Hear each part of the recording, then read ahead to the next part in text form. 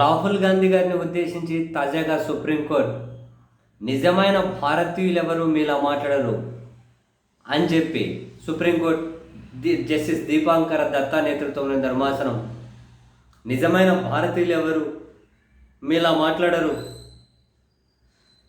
అని చెప్పి చేసినటువంటి వ్యాఖ్యలు దేశవ్యాప్తంగా తీవ్ర చర్చనీయాంశం అవుతున్నాయి.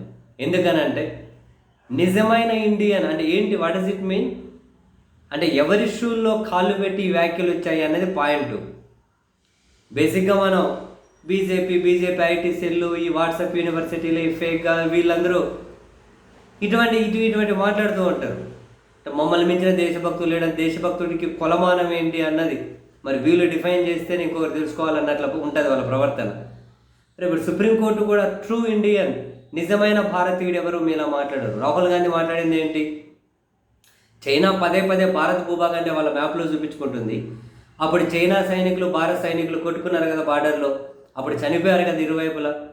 అండ్ చైనా భారతదేశ భూభాగంలోకి చొచ్చుకొని వస్తుంది అని చెప్పి పెద్ద ఎత్తున వార్తలు వచ్చాయి. వీటన్నింటినీ రిప్రజెంట్ చేసుకుంటూ భారతదేశ నాయకత్వం విదేశీ విధానంలో విఫలమవుతూ ఉన్నారు. ఆ విషయంలో వాళ్ళు అటర్ ఫెయిల్యూర్ అనే ఆ దృష్టిలో పెట్టుకొని చైనా భారతదేశ భూభాగాన్ని కనుక ఆక్యుపై చేస్తూ ఉంటే ఏం చేస్తున్నారు అన్నట్లు క్వశ్చన్ చేశారు. ఒక ప్రతిపక్ష నాయకులు అలా క్వశ్చన్ చేస్తే అధికార పక్షం సమాధానం చెప్పాలి. అలా రాహుల్ గాంధీ క్వశ్చన్ చేయడం వల్ల సైనికుల మనోభావాలు లేకుంటే వాళ్ళ ఆత్మస్థైర్యం దెబ్బతిరిందని ఇంకెవరో పిటిషన్ వేశారట సుప్రీంకోర్టు 3 ఏళ్ల కిందట. దాన్ని విచారించుకుంటూ తాజాగా సుప్రీంకోర్టు చేసినటువంటి వ్యాఖ్యలు నిజమైన భారతీయుడు, అసలు నిజమైన భారతీయుడు అంటే ఏంటి డెఫినేషన్, చాలామంది ఆశ్చర్యపోతూ ఉన్నారు. సుప్రీంకోర్టు ఎందుకు ఇంత తీవ్రమైన మాట మాట్లాడుతుంది అని. ఎందుకంటే అలహాబాద్ హైకోర్టు జడ్జిగా ఉన్న శేఖర్ కుమార్ యాదవ్ దేశంలో హిందూ ముస్లింల మధ్య తీవ్ర ద్వేషం కలిగే విధంగా ఆయన జడ్జిగా ఉండి వ్యాఖ్యలు చేసినప్పుడు ఆయనను ఉద్దేశించి సుప్రీంకోర్టు ఎప్పుడు నిజమైన భారతీయులు మీలాగా మాట్లాడరు అని చెప్పి అనలే.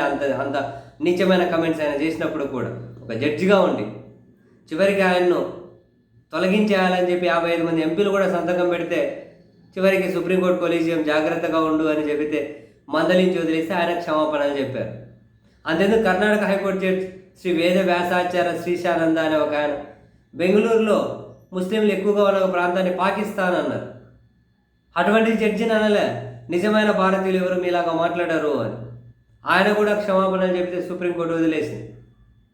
మరొక ప్రతిపక్ష నాయకుడిగా రాహుల్ గాంధీ గారు చైనా ఆక్రమణల గురించో వాళ్ళ దూకుడు గురించో వాళ్ళ బరితెగింపుల గురించో వ్యాఖ్యలు చేస్తే దాని మీద ఎవడో తీటబట్టి పిటిషన్ వేస్తే ఆ వాటిని విచారించుకుంటూ నిజమైన భారతీయుడు అనే వ్యాఖ్యలు అసలు ఎవరు చెప్పాలి నిజమైన భారతీయుడు ఎవరు? ఇప్పుడు సుప్రీంకోర్టు ఈ పిటిషన్ నిజమైన భారతీయుడు ఎవరో తేల్చే పిటిషన్ అది కాదు కదా. ఆ పిటిషన్ విచారణకు స్వీకరించడమే గమ్మత్తు. అదేమన్నా ఎవరు నిజమైన భారతీయుడు అని చెప్పి అక్కడ ఏమన్నా ఒక ప్రక్రియ సాగుతూ ఉందా? ఎవరు చెప్పాలి? మరి ఏంటి సుప్రీంకోర్టు ఆ విధంగా వ్యాఖ్యలు చేయడం? ఏమో.